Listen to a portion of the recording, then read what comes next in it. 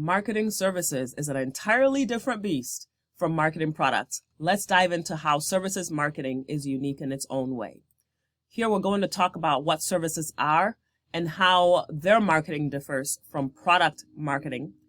We'll define what is meant by a customer experience, and we'll also discuss the CLV, also known as customer lifetime value, and what a services blueprint is and why it is what services live for. All right, let's first dive into services and the definition of that. Services are basically intangible products, okay?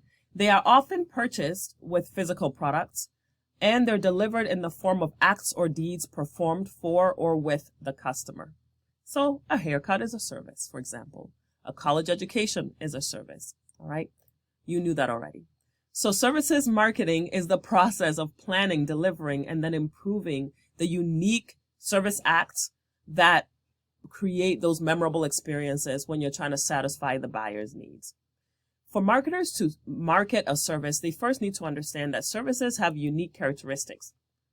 With products had attributes. Services have attributes as well, but they're very different. They're not physical. They are intangible. Well, the attributes or the characteristics of a service are intangibility, perishability, variability, and inseparability. We'll touch on each of these briefly. Intangibility means that services aren't difficult to copy, so they're easy to copy. In other words, somebody else can give a haircut just like I'm giving a haircut. So displaying and communicating about them is difficult because everybody says me and the other person down the street all are people that can do hair, right? For example. So how do I make sure that I'm unique and that I'm different, that when I say I'm a shop that can cut your hair, that they are more likely to come to mind than somebody else, right? So I really have to sell other benefits, not just the product itself in the sense of products, right? Products, you're selling the product and you can easily talk about the attributes there. But with services, you really have to sell how to make the person feel. We'll get to all of that in just a minute, okay? Also, their services pricing is challenging. There's some perceived risk, and it's also sometimes difficult to evaluate. So because of all these things, this is what it means by services are intangible. You can't hold them. You can't take them with you, right? They're experiences that you feel and that you get to be a part of. So this is what I said I was going to get to. So because services are intangible, for marketer, you have to really convey the benefits of that service and set the customer expectation. You're in and out in under an hour, right? It's a clean and inviting space. Those kinds of things, appointments are taken immediately. Those benefits, those things that really sell my haircutting shop different from the other person's, based on the fact that I can't touch and hold the service, the benefits is what's going to really sell that product. But there are some challenges because services are intangible. There's no physical presence. There is no place that somebody could just say, okay, well, here's a service, I'm holding it in my hand.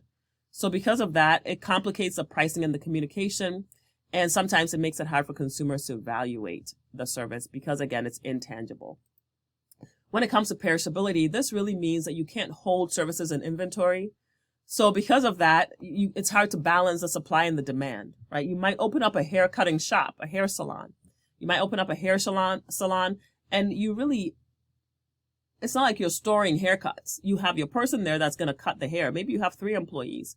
If you don't have enough demand, you're going to have an empty shop and you're going to see your products or your service suffer over time. So you really have to understand that services are perishable. What you don't use, you don't get back.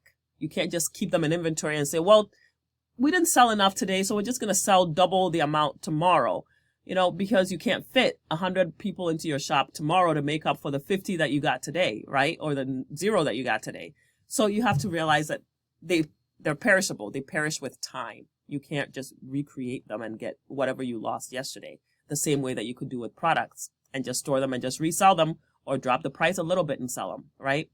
A little different mindset. So customers have to invest in resources and personnel to deliver services at the appointed time because of the fact that they're perishable. Variability. So this is the fact that, they change based on the person delivering the service, based on the customer, based on the environment. So even though I might be cutting hair today, everything about me cutting hair today is going to be different from me cutting hair tomorrow. It's going to be variable.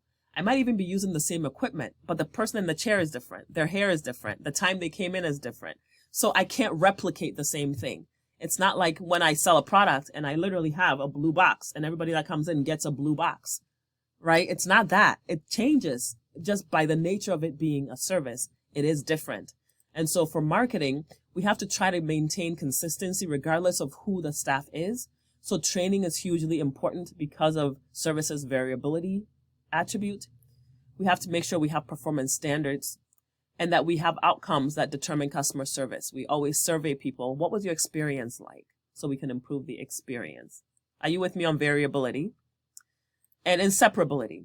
Inseparability means that you can't really separate the customer, the experience or the service, and the employees involved. You can't separate them. You know, the service comes with the person that's getting the service and the person that's giving the service. You can't tease them out.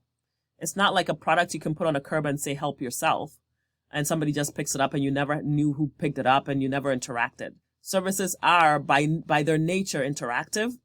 And so there needs to be, you can't separate the person giving, the person getting, and the service itself. That's really the big definition. All right, so they're all intertwined, and this causes an opportunity to create a unique and memorable experience. But it can also, of course, have cons, which means that if the service is not up to par, that if any one of those three things, these three pieces, are somehow disjointed or don't perform at the highest level, that the customer may never come back and might even give you some really bad word of mouth. Speaking of bad word of mouth, remember the buyer behavior process.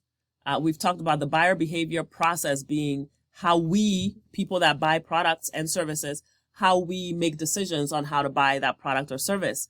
Well, we go from need recognition to information search. And if we're buying a product, we typically will evaluate our options at this stage and then purchase one of the options at hand. But with a service, we do our information search. We might evaluate some alternatives and then make a purchase, but we also evaluate alternatives again after the purchase. So in other words, we always evaluate alternatives after the purchase. And sometimes you might see another smaller evaluation stage happen here. But the key here is that we always, after we go to the service, oh my gosh, my hair looks great. I think I'll go there again, right?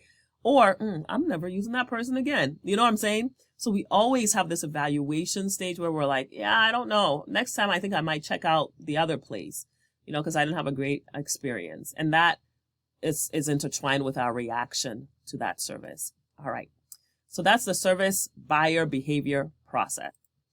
Because of the intangibility, variability, perishability, and inseparability attributes of services, customer service is key, right? It just makes sense. We have got to step up our customer experience game when we're selling services because satisfaction of a customer is everything.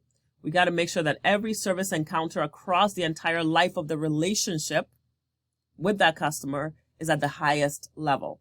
That's what's going to keep more customers coming and make sure that we don't get some bad word of mouth out there that takes us out of business. And guess who has to be responsible for that?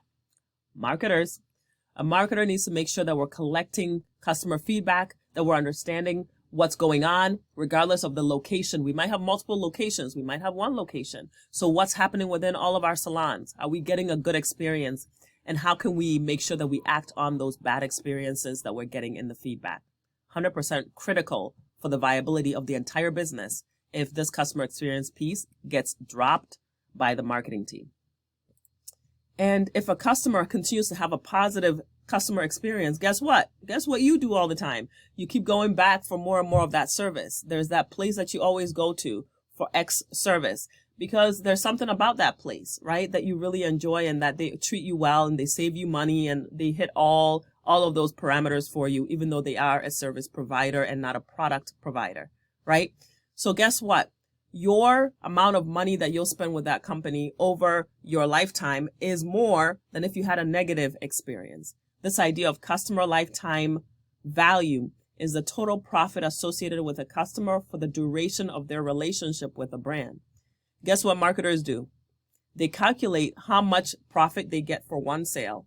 and then they multiply that by the typical number of sales they get from all their customers.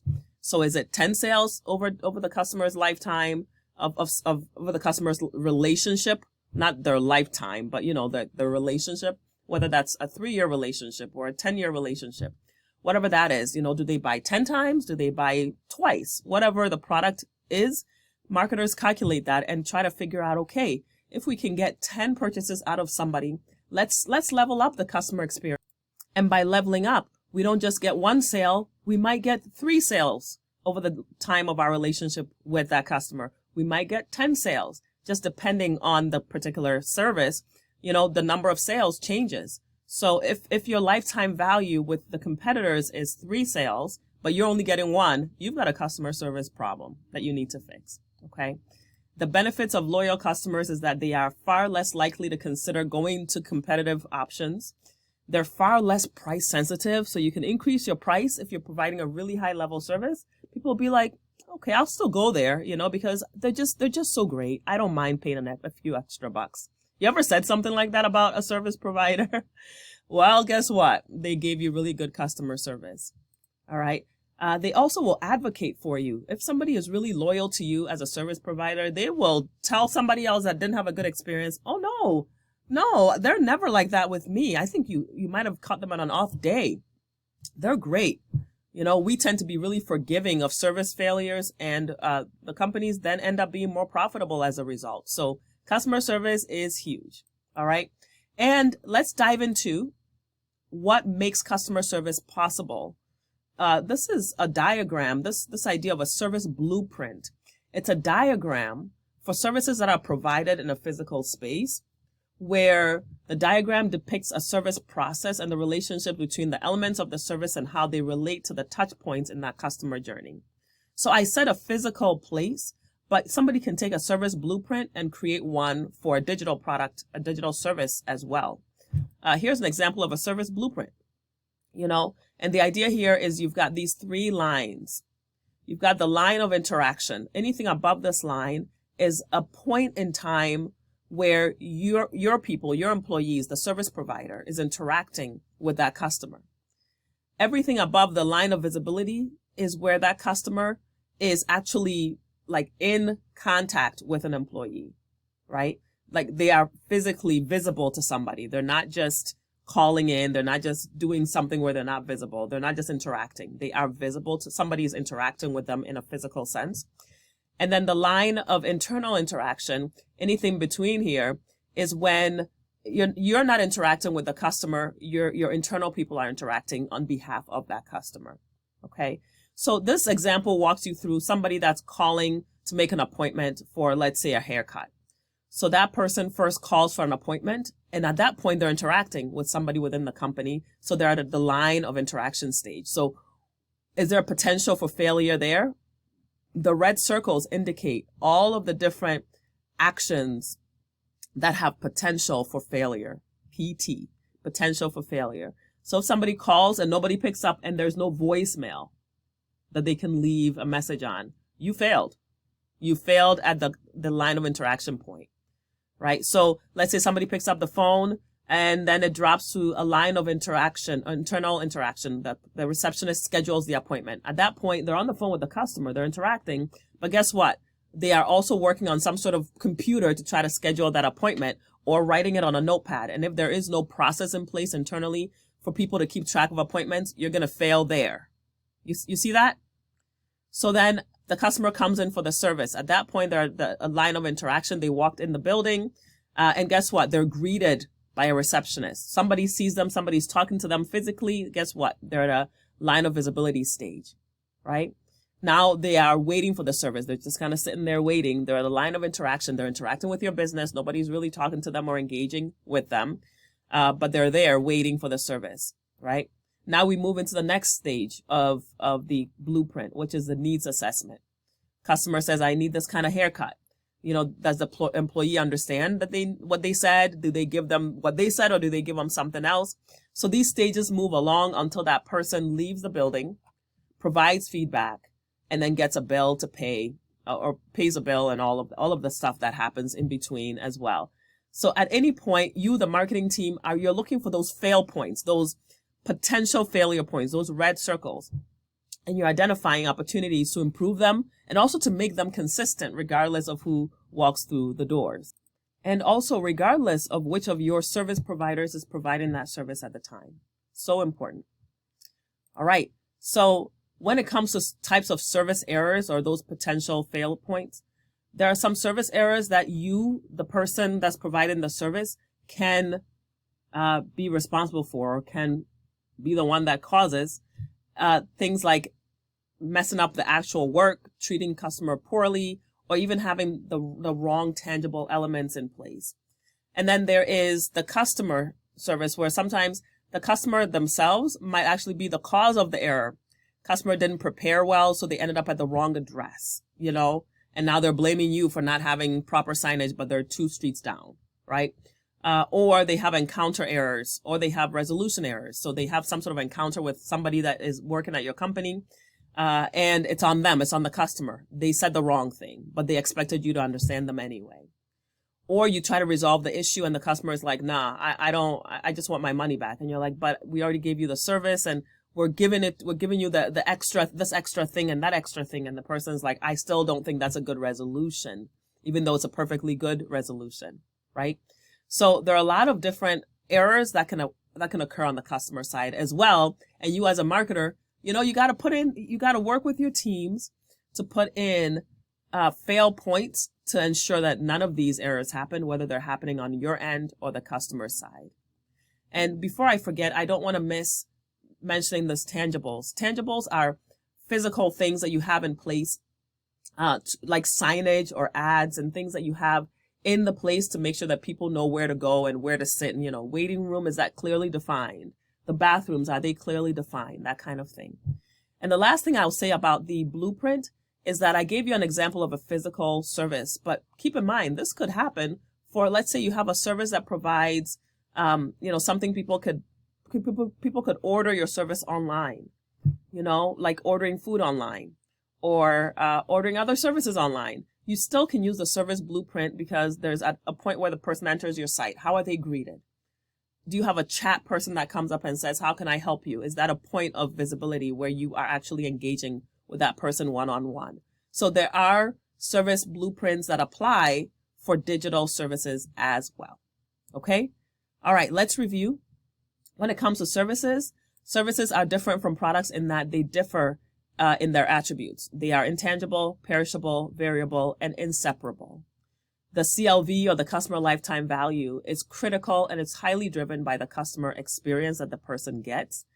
And journey mapping, or creating service blueprints, they allow service providers to implement standards and improve that customer experience over the lifetime of that customer so that those customers keep coming back and also keep referring other people to that service. And guess who holds it all together? Marketers. So marketers have huge jobs, and I'm telling you, without marketers, you don't know what the customer wants or what the customer expects. So marketers are integral to companies to ensure that all companies are meeting the needs of their customers, whether that customer is buying a product or a service.